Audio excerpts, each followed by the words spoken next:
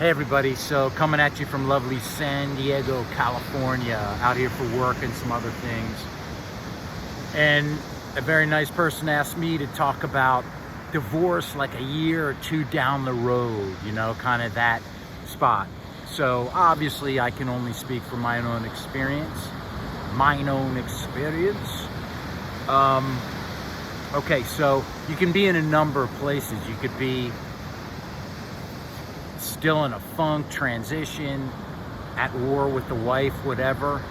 But I guess I'll mix this with what kind of place I was in, am in, and things that might help you in that year-long period. Okay, just a recap for me.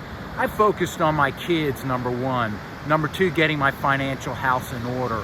Number three, beginning to get my own stuff together, because clearly I had work to do as a person.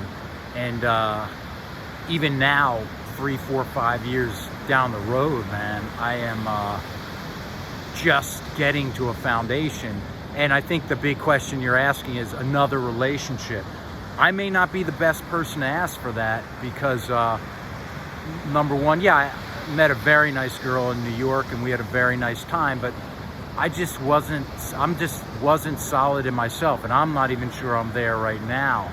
I think I'm getting there, and I'm getting to a place where I realize what relationship means and everything. Not to say I'm not a good person, a good catch, a good husband, all those things, but my standards, I want to be higher, and definitely I needed work to take out the guilt and fear and put in kind of a goal-setting idea and to fail forward, if you understand what I'm saying. So let me say one more thing on that, then shift fire. So I did this movie, it's on Amazon, called Blood Pros. Check it out, it's on Prime. Anyway, I've talked about this before. That was like a primal scream for me to release a lot of the angst and etc. from that, because in the movie a woman dies in my arms and I just let it out. And I told you on set, she was like, man, you're there. Is it the method? And that was me kind of letting go a lot of stuff. Anyway, so we're talking about physical health and then relationship. Let's play with that. Again, same thing I always say, cold showers, journaling, exercise, a year or two down the road, you want to have those things in place for yourself. There's a big gap. You may feel like a loser, or you may feel like you don't care. You move on to the next relationship. In the back of your mind, it may be, am I gonna, experience the same thing that I did in the past relationship or not? You could just move on, in which case I'm not sure why you're watching this video, because you're good to go, and that's cool, bro. So let's talk about things that may come up for you. Am I going to experience the same thing in this relationship? That's an interesting, the new one, whatever. A few things. First of all, you never bitch and moan about your other relationship. How boring is that? And all it does is drudge up the past. If the person you're dating or checking out is bringing up the past a lot, I think that's a warning sign. You've all been there. You kind of dated somebody, or you will, and they're like, he did this and that. And then if you go in for the short-term donut sugar high, which is, God, he did that? What a jerk. Dude, that's going to shift fire on you, okay? So you may have fun with it if you just want to score some action or whatever by listening and playing that up. You can do that, but just understand it's going to come back at you, right? If the woman's like, hey, it was what it was, it sucks, but we move on, that's a good sign. She will, at times you're together and she's going to get triggered by a text, or you will, and just watch, do you complete the circle? If you're like, look, I didn't mean to go there, just a trigger, and she does the same, that's a good woman there. Also, you're dealing possibly with other people's kids. If you have kids, that's a different thing. If she doesn't, you have women that are focused on career, and then they come into the dating they don't have kids. That one I would just be clear on, the kids thing, because they got to know what it takes. The kid comes first, right? If they're sick or they need a baseball game, ride to the ball game or something, she may not get that, or because she doesn't have kids, or she's cool and has nephews and nieces. But you want to explore that, because it's hard to understand the effect of kids on you, right? On your life if you haven't had them. Not to say she's not cool with it, but just play with that experience of putting that out to her and seeing what's there, and be honest and everything. Lessons learned in the relationship. This is another kind of tight rope where you don't want to go into some 5-hour dissertation about what you learned, but you certainly can talk about it, prove it. If punctuality or being kinder or being more supportive, show it. Don't just talk about it, show it. Like, hey, how was your day at work today? How was that client that you said you were having issues with? She'll love that you remember that, and it's good for you to be there. The other thing is, it could be anything, like, how's your friend doing? I know you mentioned she was starting a new job, or what do you need from me right now? And all that stuff. Again, you don't want to make it into Psychology 101, but in your behavior, you want to take the lessons learned, which I don't know what they were for you in the last relationship, but just kind of journal those and say, how could I be better? Because you could be better. If there's nothing you learned, that it was all her, then I don't buy that, right? Then you need some self-growth, because it takes two to tango, okay? All right, so be compassionate with yourself. Hey, I lost my bearing a little bit. An email triggered, or something she did triggered you, okay? I think that's enough kind of on the relationship side. You get that. Let's talk about personal growth, because that's my thing. All right, so maybe I should go into what I'm doing now. So it's been 4 years or 5 years. I'm really pushing myself now to look at being uncomfortable and using that as a growth vehicle, okay? I'll give you a look at the ocean so you don't have to stare at my face all the time. What does that mean? It's kind of a spin-off of the cold shower and everything. And why is this important? Why am I torturing you guys? Well, I'm going to put in a plug here for a program called the Unbeatable Mind Program. The only reason I say that is because a lot of what I'm going to be talking about are extensions of what they do, and I don't want to claim that this is all my doing and ideas. If you like it, text me or ask me about the program. But it's not that this is everything I'm doing, but it's a major impact on me, level 2, and I just want to give them credit, okay? And if you're interested, whatever. But let's just talk about philosophy and stuff, and how to approach this. The philosophy is you learn tools and then you put them together with being uncomfortable. And the next step for you is being with the uncomfortable and not going into a rat hole, and being a better person and raising your standards. As again, you've heard a lot of this stuff. I'm just putting it out to you and packaging it in an approach for you. So let's say you're gunning at 3, 4, 5, and frick, you can start this the weekend.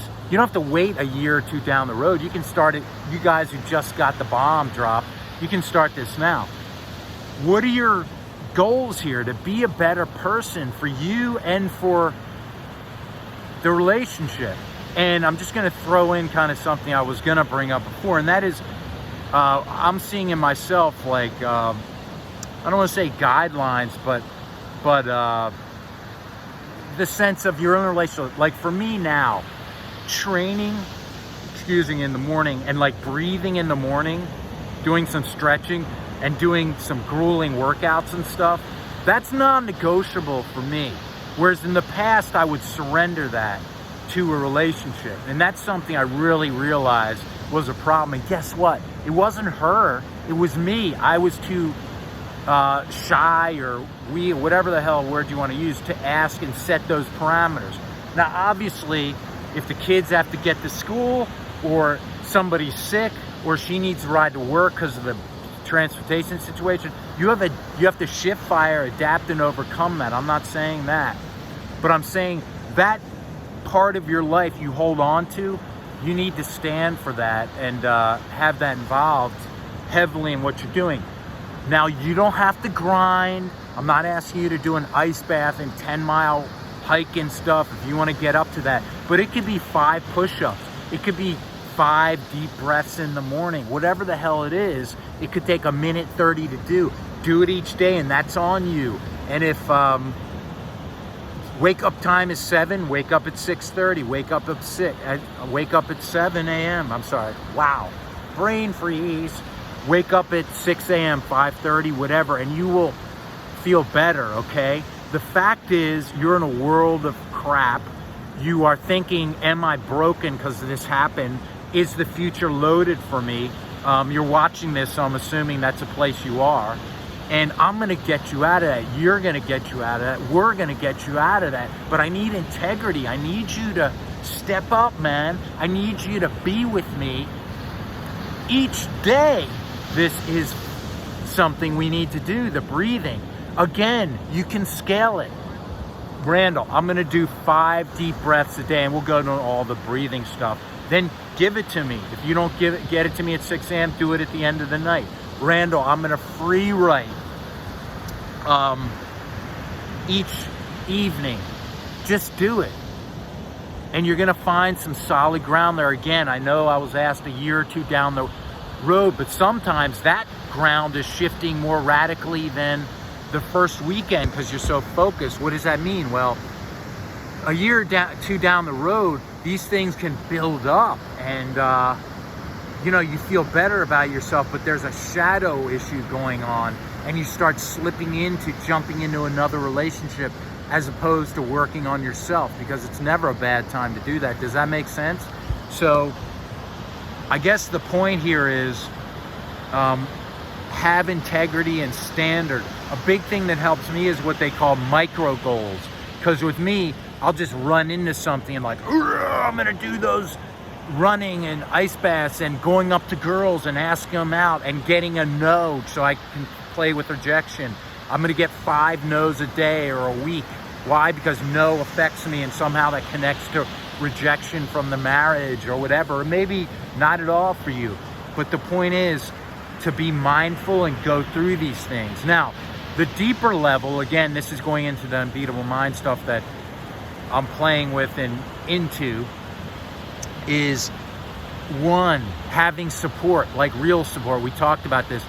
Like, some people around you may not be at the level you want to be at, but they might be great friends, or they are there. What I'm saying is, you'd be surprised doing a breath.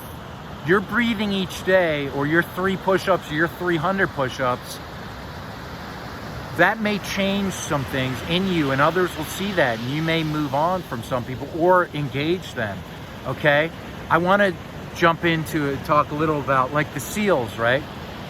If you come into BUD/S, their basic training, I don't know if the Marines do this, whatever, but you can do 2,000 push-ups, right, bro? I'm an animal. Guess what they do? Oh my God, this guy's awesome. But no, they put a 25-pound, 40-pound sandbag on your back and ask you to do 2,000 more. And if you can do that, throw in 150 squats, handstand push-ups, and go back to the push-ups. The point is, you're either humbled or you're gonna be humbled, or you ring out, you leave. The point, and that point is, everybody's got their issues up and down. We're not looking to be the rock, the perfect. We're looking to be solid, grind, enjoy, fail, forward, get up, move forward. And that is divorce. Bro, that is this whole process. Getting a little better. If you're blaming her, you're better than that. This is about you. And you're getting better every day. How can you raise your level every day, whether it be 1 push-up, 1 breath, 50 push-ups? Not to be physically looking good at the pool, but because it energizes you. I've been doing these ice baths where you take the ice bath, you get comfortable with uncomfortable. You even go underwater and you feel that panicky air. Or you grind out a plank a plank. I'll show all kind of workout stuff, or push up, and you breathe through it. Somehow this triggers, it goes from the physical to the emotional. Now the emotional, here's a big one. If she's triggering you, the ex-wife, or people are triggering you, use that for training. Just put that in your mind, and I'll get into the training a little more. I think I got to get more into this video vlog. If you want me to start stepping up this thing to higher standards, pushing you more structure to make this divorce broken paleo video more powerful and come out more, then give me a thumbs up. Tell me you want that. I'll do it for you. Maybe it's good for me too. I'm getting into that mode of thinking. So you're my team. Help me make this better for you and other people and me. We're a team. I'm not a guru. I'm a guide to something more. I'm just a guide, and you're a guide. You're my guide. I'm your guide. We're a team. I just happen to, you know, somehow touch something in people the way I present, or my passion or energy, whatever. But that's my thing. But I'll break down and I'll need you. Okay, so I'm gonna stop rambling now. So the main thing out of this is we're brothers. I'm here for you. You're here. You're there for me, right? But Randall, I just was told I don't care, bro. You're there. I need you too. How's that feel? To know that you're 24 hours or 2 hours ago, she told you, but I need you. Your brothers out there need you in this vlog, video log thing. You got to step it up because we need you too. You're on the team, bro. We're here for you. Doesn't mean you have to be a rock. Doesn't mean you don't break down and you tell us you need us. But you're there too for us. Why? Because you have something to offer, and you're more than you are. You think you are right now. You're more than confusion. You're more than the emotions. There's something more there. And your situation's bad. I get it, maybe. I understand. You were deployed in Kuwait, deployed in Afghanistan. 2 weeks ago, you were taking fire and wounded. Or you started a new job and everything was great. Or you're broke and you need her now. And she left. Okay. But we're here for you now. And you're here for us. And see how that feels. Peace. Talk to you soon.